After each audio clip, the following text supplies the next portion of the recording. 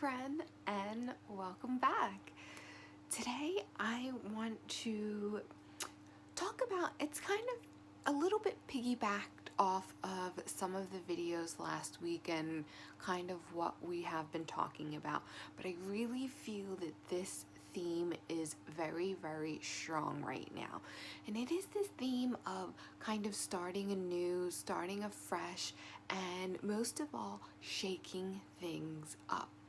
I think that we're seeing a lot in the world being shook up right now, but I feel as though we need to not just shake things up in an arbitrary way or, just to do something random on a whim. I think that we need to be a little more calculated right now. And I feel as though we are really being called, or I am really being called, to go within and to really evaluate your life. Really evaluate every different section of your life. And kind of give it that check mark of, am I happy with this section of my life? Of the way I'm approaching it, of what I'm doing in this. And if you are, it's okay. I'm not saying shake things up in every aspect of your life, but if you're happy in that aspect, okay, give it the check and kind of move on to the next. So, and when you want, and the different sections of your life that I'm referring to is you want to reevaluate yourself, maybe in your work life, in your social life, in your family life, in your spiritual life, in your mental life. And by life, I mean, like your mental health, your spiritual health, your hygiene, your routines, every different aspect of your life. And I'm not saying that you need to be upgrading in every single aspect of your life, but take inventory of where a change might be needed, where an upgrade might be needed, because I'm not here to say, and I'm not saying this about my life, that every single aspect needs to be changed and you need to up level in every single aspect of your life. No. Because even if you did need to be upgraded in every single aspect of your life, which in theory, yes, we could all use upgrading in it because nobody's perfect. However, that can be a very, very overwhelming task, is to upgrade your entire life. Things go much better when you chunk things down, and you need to prioritize. That is where the inventory comes in. And when you take inventory of your life and you take a really, really objective view on it, not a critical view, an objective view, keeping in mind maybe your goals and where you want to end up, and reevaluate the sections of your life and say, okay, I would like to up level in these sections of my life. Once you have that, then you want to prioritize it. Okay, what is priority here? And then you want to look at something else. You want to look, I'm sure you've heard of the 80-20 rule. What is the 20% of something that I could do? What is the 20% change that is going to yield me the 80% result that may trickle into all different aspects of my life? And you want to look at that and then prioritize what those things are. Say sleep is big for you. Say you've been taking, and you find that not getting enough rest has popped up in a couple sections of your life. Well, maybe improving the amount of rest or the quality of rest that you get is the 20%, is that 20% effort, because it's not going to take you all day long to do that. It could be just a few simple tweaks that could help you get better and more rest. And that rest is going to give you that 80% result that is going to possibly trickle into other aspects of your life. Say you want more rest to be because you took inventory of your physical life and you are physically tired. Well, what you may not realize is getting more rest is going to trickle down into other aspects of your life. It is going to help with your mental health, because when we are physically tired, you're not exactly at the top of your mental game either.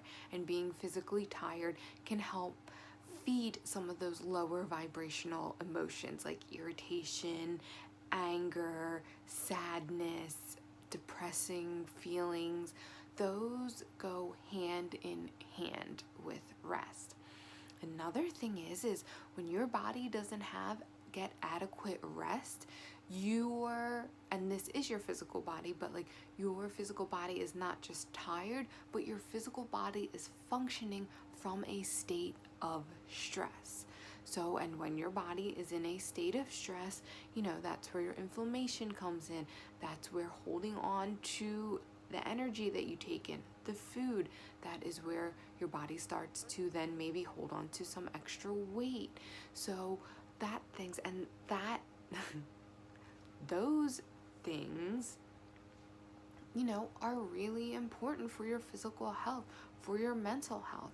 Getting more rest can also help your spiritual health, because when you are resting and you are at a state of rest, it allows your body to not just rest and recover, but I don't know exactly what our spirit does when we go to sleep, and I know that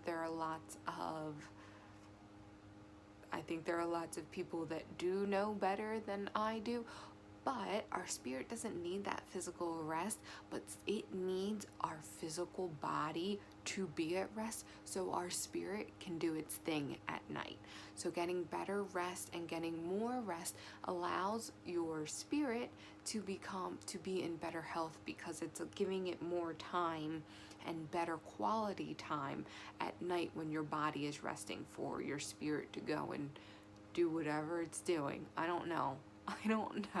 Some people say your spirit fights battles, goes to different dimensions, different things. I don't know. I lucid dream very often, but like I'm not big into like knowing what that really means. Like I know I can tell I'm dreaming. I know I'm dreaming a lot of times in my dreams, but I don't really know. So I'm not going to pretend like I know what our spirit is doing when we sleep, because I don't. But I do know that getting good sleep is really important for your spiritual health. It can also help you socially. It can help you to be more present. It can help you in your work life. It can help you to work more efficiently and better, and to not have tasks be so hard when you are dragging. So that is just one example of a change or a shake-up that you can commit to doing that is going to yield you that 80-20 result. It's not exactly overhauling every aspect of your life, but you could be reaping benefits from every aspect of your life. And I encourage you to really take inventory, and this is what I have been doing, and this is what I will continue to do during this time, because I feel like it is a fresh new season and I want it to be a fresh new Anne. So I want to constantly be taking that inventory and knowing where I can up level, and saying where I can up level within my life right now. I'm not saying to throw everything to the wind and, to just, have that drastic overhauling change. It has been proven that it is much easier for you to implement long-term changes when you chunk it down into manageable pieces. So you may take your inventory and you're like, wow, there are a lot of areas that I can up level, and I'm coming up with a ton of 80-20 things that I can be doing to up level my life and to shake things up and to usher in this new season right now. However, I encourage you to pick one. Or you can do, there is another technique called the it's stop, start, what is it? I don't know. It's stop, start, and refresh. It's like one thing you can stop doing, one thing you can start doing, and one thing I'm blanking on the third one. So I guess that's not a very good technique. But I think it's best to just start with one thing. Start with one change that you can implement today, tomorrow, right now, very in the present. And start there. And once you have gotten, they say it takes 30 to 60 days to create a habit. However, you don't necessarily have to wait that long to implement something else. You just don't want to bombard yourself with all of these changes that you have to do at once, because that is how you get overwhelmed. And when you get overwhelmed, that is how you quit. And that is how you just kind of go back to the old neural pathway into that comfort zone. But we all know that growth doesn't happen in the comfort zone. And we are at a time of growth and massive evolution. So I hate to break it to you, and I'm also breaking it to myself, but our comfort zone is something of the past. We are no longer going to exactly be, and I was about to say have the luxury of being in our comfort zone, but if our comfort zone is really not getting us to where we want to be, is our comfort zone really a luxury? Is it really something that we should be wanting to get to? I don't think so. And it's okay. I'm not saying that we have to be uncomfortable every moment of every day, but the idea of living the same life that we have been and that we used to live, that comfort zone is gone. And it's hard to say, it's hard to accept, it's hard to, I think, truly wrap our heads around it, because we're going through something that humanity has never gone through. You can go back and look at the past and you can kind of compare things to this time. But to be honest, when those times happened in the past, it was something that had never happened before. It was evolution in a way that had never happened before. And it's the same thing right now. Although I do believe it is a little bit faster, and it is a little bit more, and it is a little bit more shaking things up a little bit more drastically than before, which is okay, because humanity, the way that humanity is doing things is not working, so let's evolve. I don't know if I've ever said this before, but I really hate, especially when people in the spiritual community say we need a revolution. Revolt, revolution.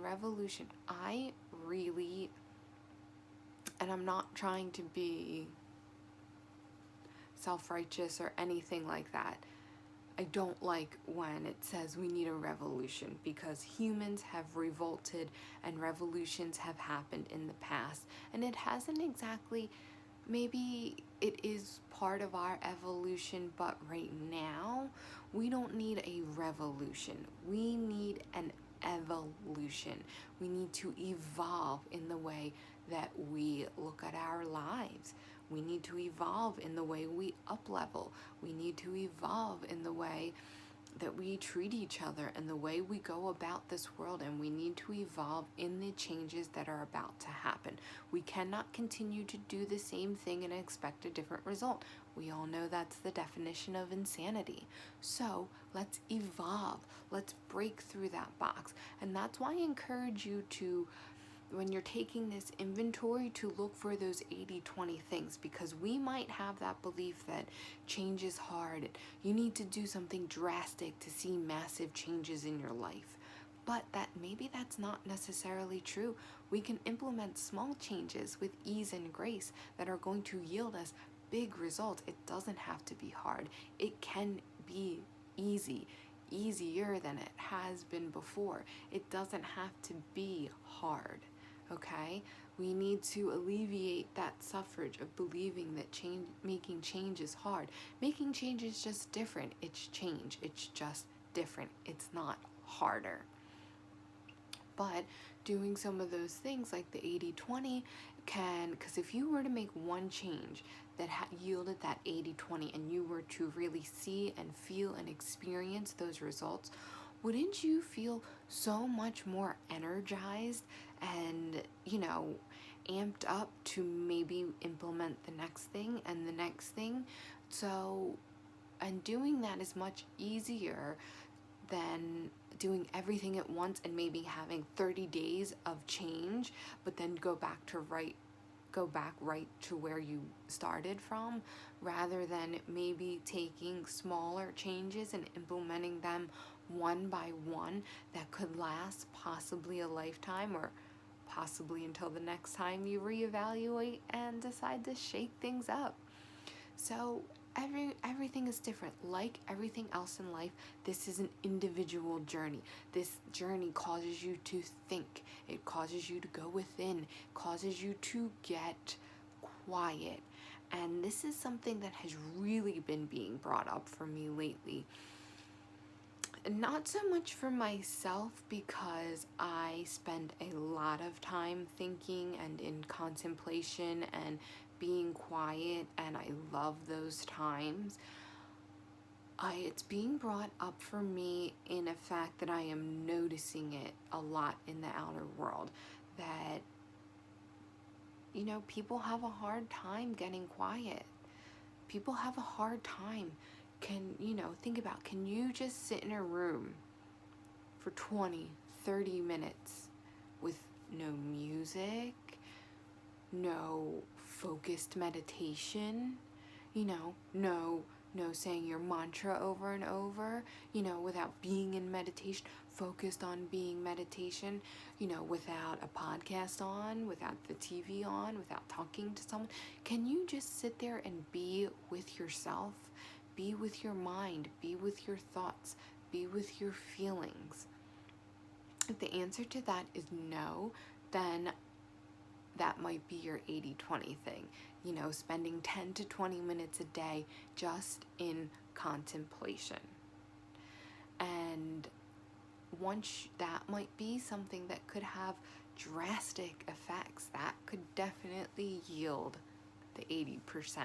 So if you are someone that cannot do that, I encourage you to possibly start there, because that is where you are going to have those epiphanies, those revelations. That is when you are going to be able to kind of take off those rose-colored glasses and to really objectively look at your life and to think, because this is the time that this is part of the psychological warfare that we are going through. It's a war over our minds. The darkness doesn't want us to think, doesn't want us to be independent, doesn't want us to realize what's going on. But as awakened individuals, that is what we are here to do. We are here to realize it. We are here to get quiet. We are here to think. We are here to think for ourselves and use this wonderful tool of our minds. Let's use it as a tool. Let's not let it run amok and run our lives, because you wouldn't let a power drill just decide where it's going to drill, okay? The power drill is used best when it is operator functioned, when you are using it and you tell the power drill to screw this screw in, not just to make holes everywhere in the wall. It's the same thing with our minds. So I'm gonna stop it here. The video's been a little long, but I encourage you, and I am doing the same. I'm going into that time of reflection. I'm going to look at different aspects of my life. Where can I up level? Where can I make a little change? What is that change going to do for me is an 80-20 change, and I encourage you to do the same. So I want to thank you so much for tuning in. My name is Anne, and I hope to see you next time.